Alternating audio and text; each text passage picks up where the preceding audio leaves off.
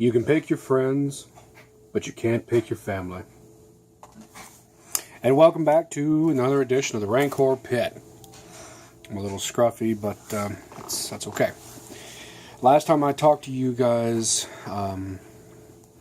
more about the White-Wolf universe, and I mentioned my first one was Johnny Oso, then it was Kenner Dakota. Well, even though Rat King can have Trueborn, they're infected and they become shapeshifters. John is a Trueborn, he was born that way. Well, now I'm going to talk to you about a character that is almost as equally old and extremely well played and drawn out for his storyline as John was. And he's not a Trueborn. See, there's another half to the world of darkness called Kinfolk. Unsung Heroes is a very apt title. As you can see, this is a werewolf moot. All the Trueborns are partying around a big bonfire, and the Kinfolk are armed and keeping watch in the barn. You ask, what about the delirium? Well, Kinfolk aren't affected by the delirium. They're specially chosen. They're born that way. I always described it as if Gaia kissed a Trueborn on the lips, then that means she kissed a Kinfolk on the forehead. Same love, just different ways to express it. What it means is that Kinfolk don't shapeshift. They aren't affected by delirium. It's very difficult for them to get any sort of real respect unless it's certain tribes of Garou or certain other Pharaoh. Some of the tribes of the Garou and certain other Pharaoh do treat their Kinfolk either like broodmares on both sides of the sex spectrum, or punching bags. And it can get quite brutal, which is why I'm going to give kind of a warning here. This video, and I think I'm going to have to break it into two parts, this video and the next video, it's going to talk about some very dark things in the world of darkness. Imagine that. I'm going to go ahead and share with you guys the longest running Kinfolk character I ever had. And I brought him online shortly after I made him. And he was well liked, well accepted. And I joined a online group that, oddly enough, get this, for Erik, I actually got to be a player. I was not running that storyline until the whole group finally just dispersed because real world things happened. I was a player that whole storyline, which was kind of cool. And that was going on while I was doing nothing but STing for other people with John and JD and Kenner and everything else. So let's go ahead and talk about Erik. Erik, I went ahead and made him different. Erik Irons, Irons. What Erik was really unknown to him. His true origins were kept from him. Needless to say, the story that his mother gave him is that they were kinfolk to a tribe that was in Africa. Now, before you go anywhere, his mother and Erik are both Caucasian Americans. They were both white, for lack of a better term. And whenever they left, due to some really dark circumstances that Erik was like kind of told about but not really indulged in, they moved over to America and went specifically for Necropolis, New York, because that's where everything happens.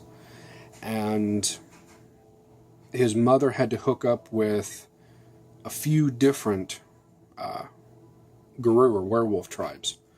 The problem is, his mother, she was a black spiral kin. Now, let me explain in very short detail because I don't want this video to run forever. Amongst the Garou tribes, you have one particular tribe that is dark, corrupted, follows the Wyrm instead of the Wild or the Weaver. The Wyrm, the aspect of corruption, and they're, for lack of a better term, evil.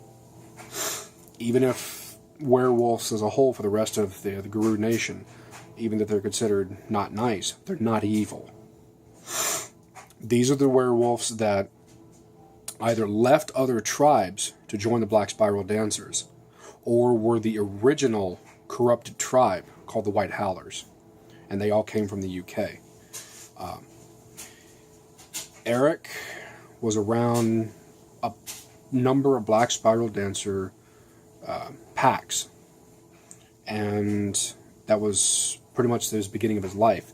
So needless to say, his starting off point in America in his life was not good. His mother was horribly ill-treated, and I'm putting that very lightly. And she served only a couple of purposes. You have an imagination, let it run wild. Erik, however, was more of a punching bag. Every time those Trueborn came home, those corrupted BSD came home from a raid or a run or a theft or whatever it was, and whether they succeeded or whether they failed, they were all still hopped up on adrenaline and rage, and they needed to get it out. Well, you kill off your pack, it doesn't serve a purpose. So you grab the nearest thing you can. Kinfolk. You beat the holy hell out of him. Erik suffered some really severe and serious indignities as a kinfolk, and because his mother had to skip several different packs in order to keep them alive. Erik also suffered some severe body trauma, and one of the things I made in his backstory as part of the whole tale was that at one point there was a pack that ended up using a car bumper to beat him with. So, fast forward through all of that, Erik inevitably lost his mother, and he managed to disappear. He enrolled himself into school by forging some documents, and he finished off high school that way. And afterwards, he went through a couple of vocational courses. While he was going through those vocational courses, he was a bit of a pickpocket and a thief. The courses that I had him take specifically were for criminal law, criminal justice, and for bureaucratic procedure. What I made Erik as a character was basically a bounty hunter who worked with, and I'll explain more about his partner in crime later, he worked with somebody that allowed them to take care of all the computer research and him to take care of all the footwork and the heavy lifting, as it were. So whenever I had him on the UnMod chats, Erik was a bounty hunter. And he was a kinfolk. He fully knew what he was. However, because he was around so many dark elements in his early life, Erik also picked up some bad habits. Two of the things I always had him carry was a normal aluminum baseball bat. That baseball bat was actually spiritual. It was a fetish. That's what werewolves call weapons that are imbued with a spirit, like permanently, to give them an extra added oomph or effect. Except in his case, it was a fetish specifically designed for kinfolk. Pretty much 99.99% of all kinfolk don't have access to what's called gnosis, Gnosis. Gnosis is the spiritual force that drives the vast majority of werewolves' gifts, their powers. It also helps them to sidestep into the umbra, to the other side of things. And Erik had that bat enchanted, as it were, with a spirit that did not require gnosis to operate. In the world of darkness, the system for rolling damage comes in three different categories. Bashing, lethal, and aggravated. To give you a reference point, bashing would be a normal baseball bat. Firearms, lethal. Werewolf's teeth and claws, aggravated. Aggravated, you can't heal properly. It takes a lot of time and effort. Lethal is like normal damage, and bashing is like a big, good fist fight. Well, his bat did lethal. There wasn't any activation to it. It was nothing that had to be outwardly. It's just he carried it and he used it, and it did severe bone-breaking damage. The other thing he always carried with him was a full-size human-shaped skull that he personally hand-runed all the way around with hundreds of tiny little Garou runes, because he knew the Garou language. He'd been around it so much. And he used this for something he shouldn't have. That was a corrupted fetish. He used it for the purposes of disappearing. Now, Garou, as long as they have a shiny surface, usually a mirror or something like that, they can literally sidestep into the spiritual world and disappear and be able to watch through, essentially, the veil of reality. Everything appears differently in the Umbra, but they have the know-how to actually pick out what everything is. Now, here's the thing. Werewolves are half spirit. So, in a different plane of existence, there's no air. When they're in the Umbra, it's their spiritual half. They don't need to breathe. Kinfolk don't do that. I had to use it a number of times in character, and I had it in his backstory that he knew how to evoke it. It took a ritual, which is something that Garou don't usually need to do if they're just sidestepping. And it took some blood of his, and it usually was just like a cut palm, and he could sidestep.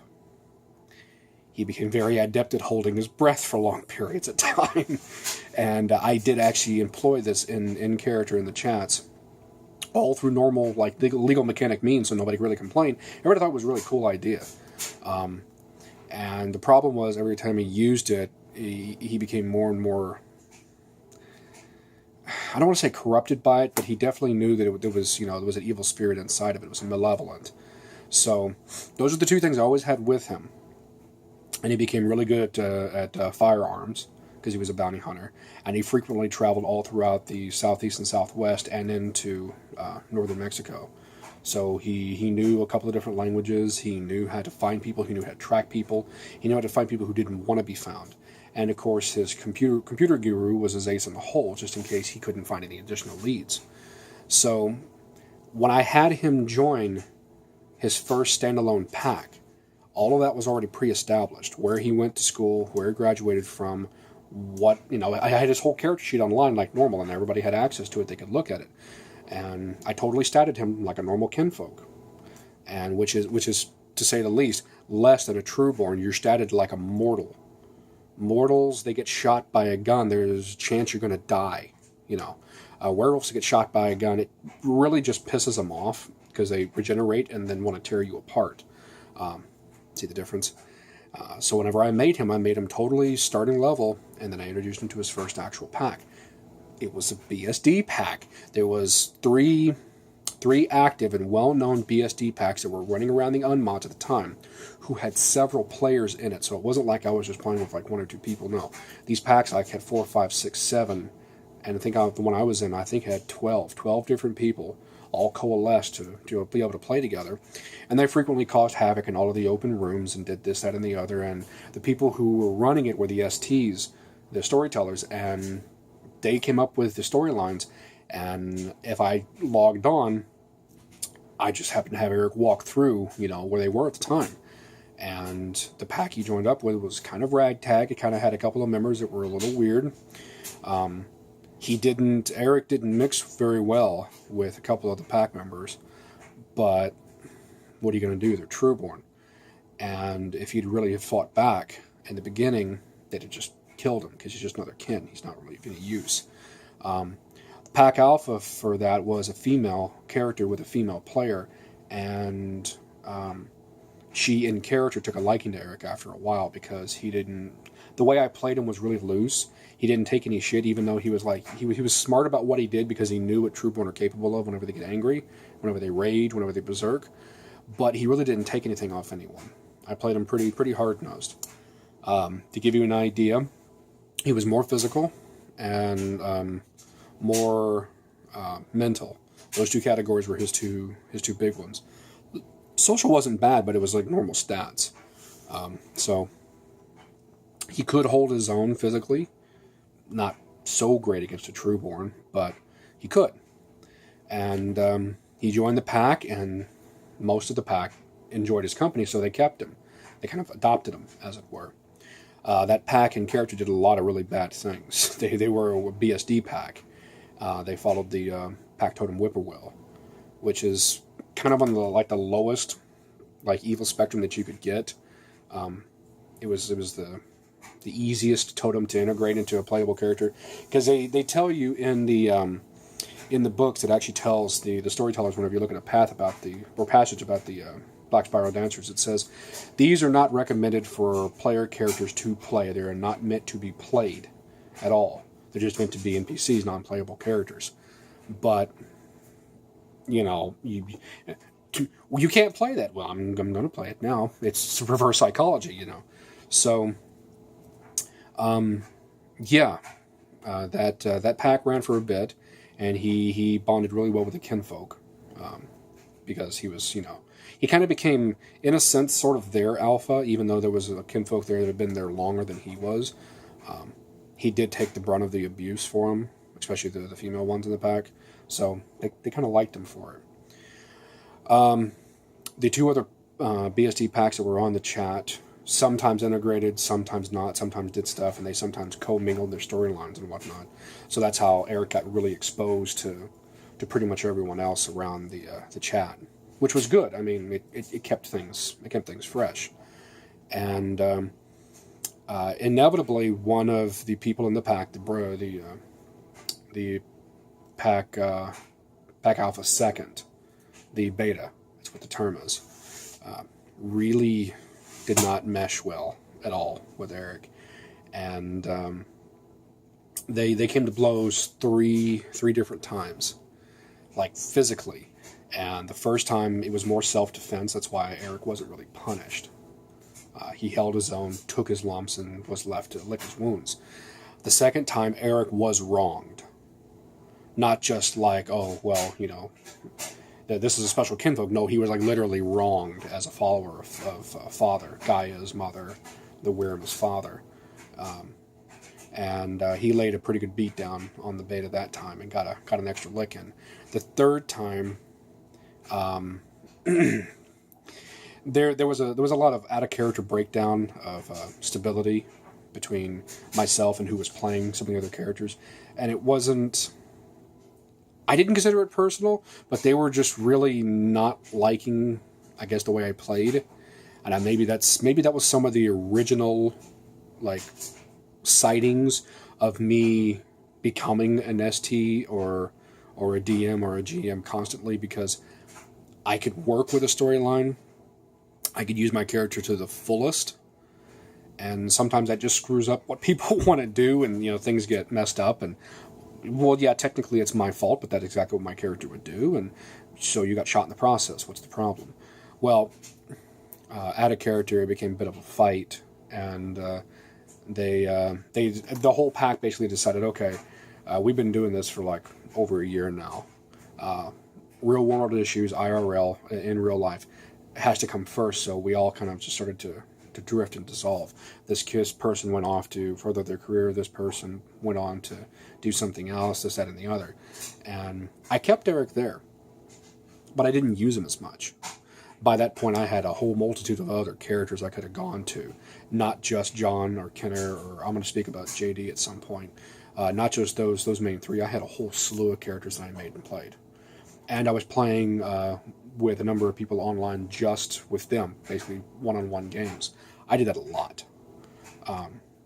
Sometimes all at the same time, so I'd have 5 different windows open. Well, these two were of the same scene, but these 3 over here were 3 full different characters doing 3 full different things. So I kept them on for a while, and then I didn't lose interest in them. I wasn't running things, right? So I pulled them back, threw them in my NPC chest, as I call it, and I concentrated on my other characters. Well, lo and behold, I think a year after that all ended, which would have been like 2002, things cropped back up again. And it wasn't for people coming back.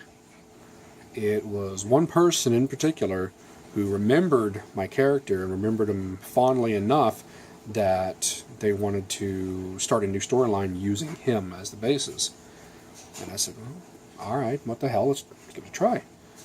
And it worked. Man, did it work. They started off a really, really simple origin, really one-on-one, and then only a couple other people ever got involved with it and became a one-on-one for a long span of time. And his Erik storyline at that point took off. I thought I gave him a huge amount of backstory. I did. People always love to hear about his escapades and exploits, about what he did for the pack while he was under Whip-Poor-Will's protection. He had great stories to tell. Even out of character, I'd love to be able to just talk about him, about the crap he used to get into and do. But at that point, his second coming, as it were, oh man, things went off on a whole different tangent. And some of the older characters came back. One of the other kinfolk was still hanging around the chats and doing her own thing. It was cool to actually go back and talk to her in character with Erik, because I basically had him disappear for a while. He went overseas to Japan with the Pack Alpha, and bad things happened then, and he ended up almost being killed by her. So he Splitsville and came back, and that's how he got back to Necropolis. And yeah, it was really cool to get to use him again, even after I had established like a couple of dozen other characters, like big characters, well-known characters. But everybody liked Erik that ever played with him, including those, like I said, those few people that had like problems with me.